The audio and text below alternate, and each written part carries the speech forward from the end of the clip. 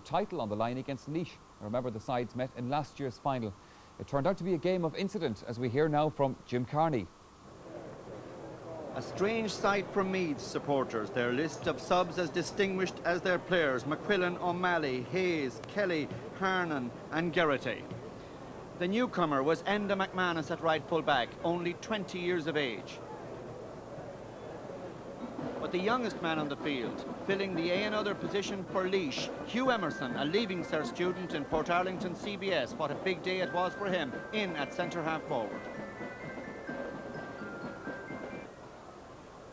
Meath did the running in the early stages. Scores were scarce until Tommy Dowd opened their account with the first score of the match. A neat point.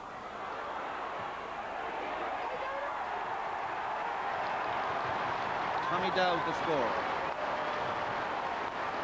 It took Laois all of 16 minutes to score.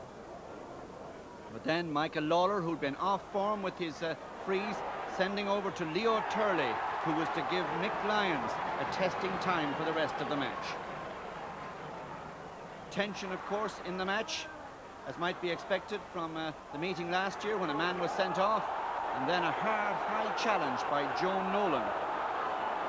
The Laois left full forward caused Meath midfielder John McDermott, in instead of Liam Hayes, to have to leave the field.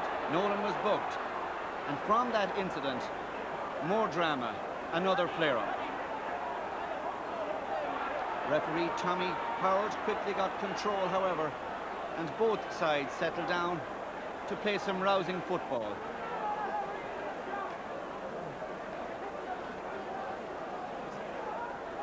Martin O'Connell was trying to lead Meath by example. Brian Stafford was getting the points from the freeze. And here's O'Connell charging forward for one of the very best scores of the day, and there were some fine points from play.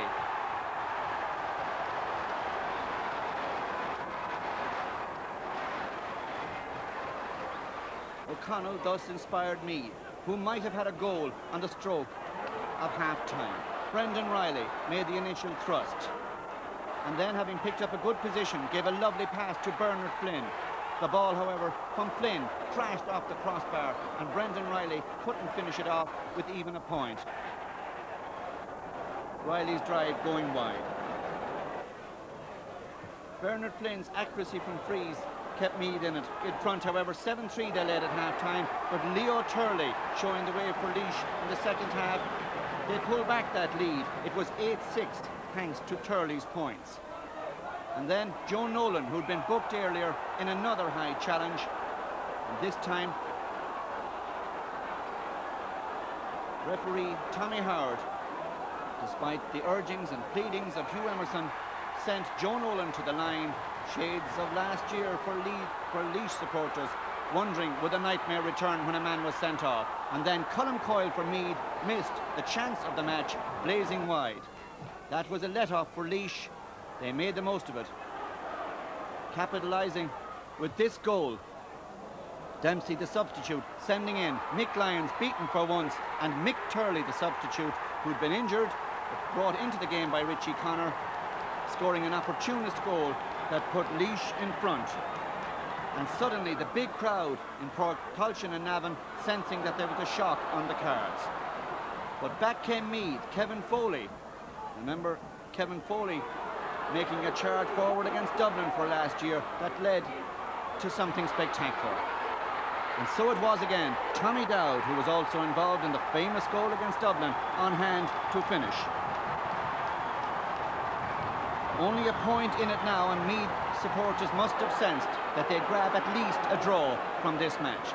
But young Hugh Emerson, the Leaving Cert student, sending in a high ball, and Kevin Foley charging across.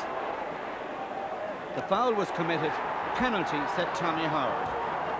Well, incredibly, Meath goalkeeper Donald Smith had to face a penalty from the Laois goalkeeper Tony McMahon, who'd come the length of the field on the instructions of Laois manager Richie Connor to take the kick. Meath then, instead of searching for an equaliser, were facing and fearing a goal at the other end.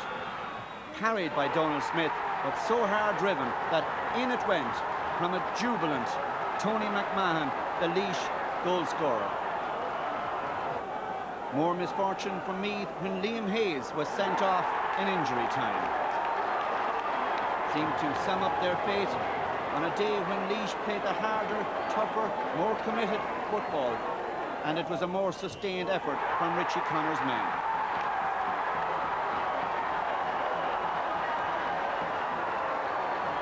Well, it's a great feeling, you know. It's what we've been working for over the last 6 months, I suppose.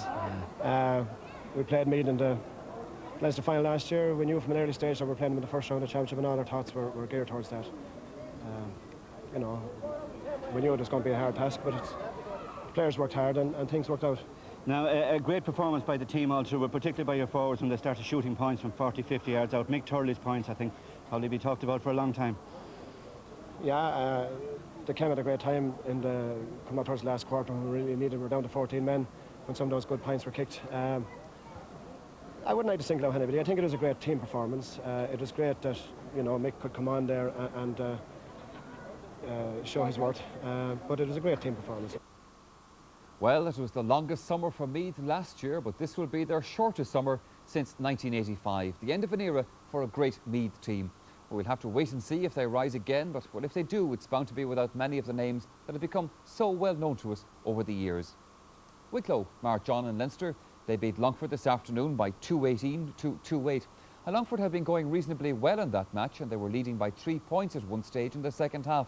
But 2 goals in the space of a minute by Kevin O'Brien and Ronan Coffey were the killer blows that sent Wicklow into the next round against Kildare.